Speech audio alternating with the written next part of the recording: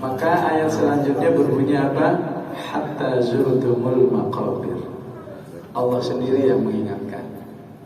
Kalau kamu gak takut juga dengan nasibmu, sehingga kamu terus menerus dalam takatsur, nanti kematian yang akan menghentikanmu supaya kamu gak takatsur lagi. Maka jangan sampai kematian yang menyadarkan kita, begitu udah sakaratul maut baru nyadar, iya ternyata apa saja yang dikejar-kejar selama di dunia menjadi gak ada artinya semua saat istilah ayatnya di surat Al-Waqi'ah, hatta idza balaghatil hulqum wa antum hina idzin tanzurun. Begitulah pola pengingatkan Al-Quran terhadap manusia. Intinya, manusia jika engkau tidak juga kembali kepada Allah, nanti kehidupan akhiratnya akan memaksamu untuk menyadari kamu betul-betul sadar bahwa kehidupan akhirat itu ada. Baliddaraka ilmuhum fil akhirah. Akhirat itu akan mengikutimu. Walaupun saat ini kamu ragu, kamu nggak mau tahu. Balhum fi syakkin minha, balhum minha amun. Maka jamaah rahimakumullah, yang dimaksud hatta zurtumul maqabir berbeda-beda atau mungkin bervariasi penjelasan para ulama tentang ini. Salah satunya tadi yang sudah saya sebutkan, jangan sampai kamu baru nyadar takatsur itu bahaya kalau sudah meninggal dunia.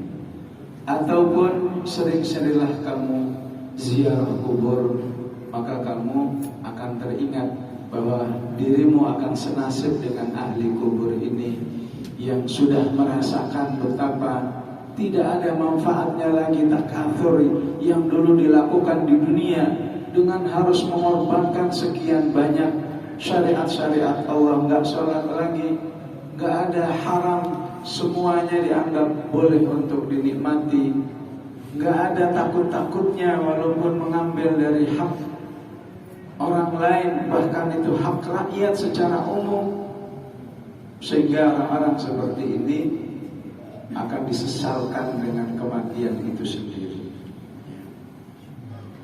Dan untuk tema ini Al-Quran sangat luas. Allah ungkapkan misalnya di surat Qaf, wa ja'at sakratul maut bil haqqi dzalika ma kunta minhu tahid. Saat-saat perpisahan kehidupan yang disebut dengan sakratul maut itu sebuah kejadian yang pasti akan dihadapi manusia, dan saat itu manusia tidak mungkin melepaskan dirinya ataupun melarikan diri dari kenyataan itu. Semua manusia, kafirnya, mukminnya pasti yakin bahwa memang kematian itu bil haq.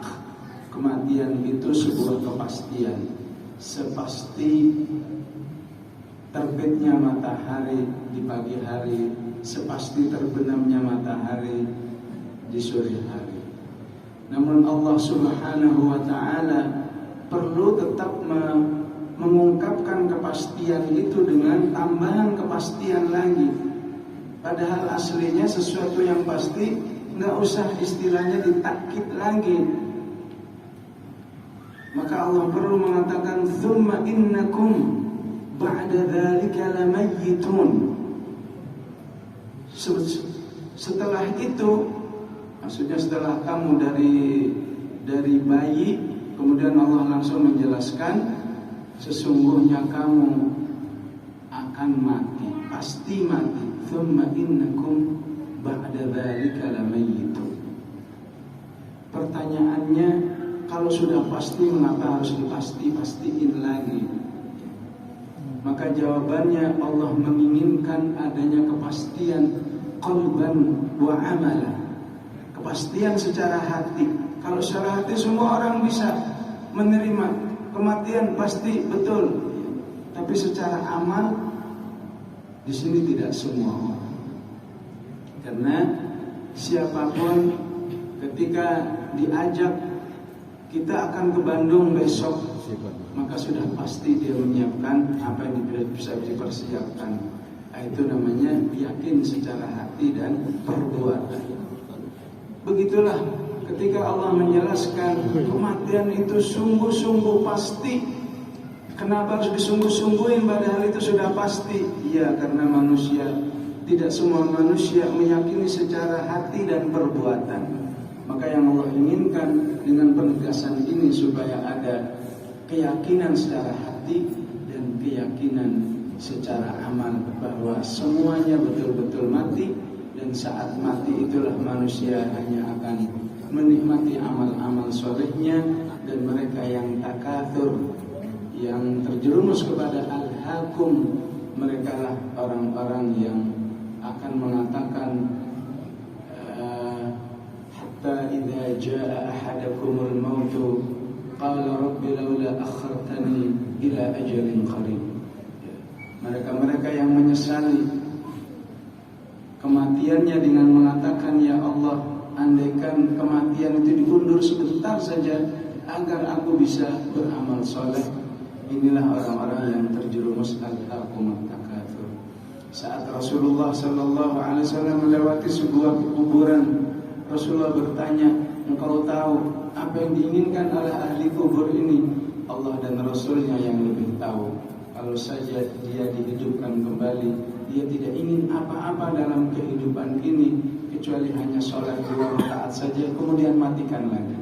Karena dia tahu di saat itulah manusia betul-betul menikmati amal-amal solehnya.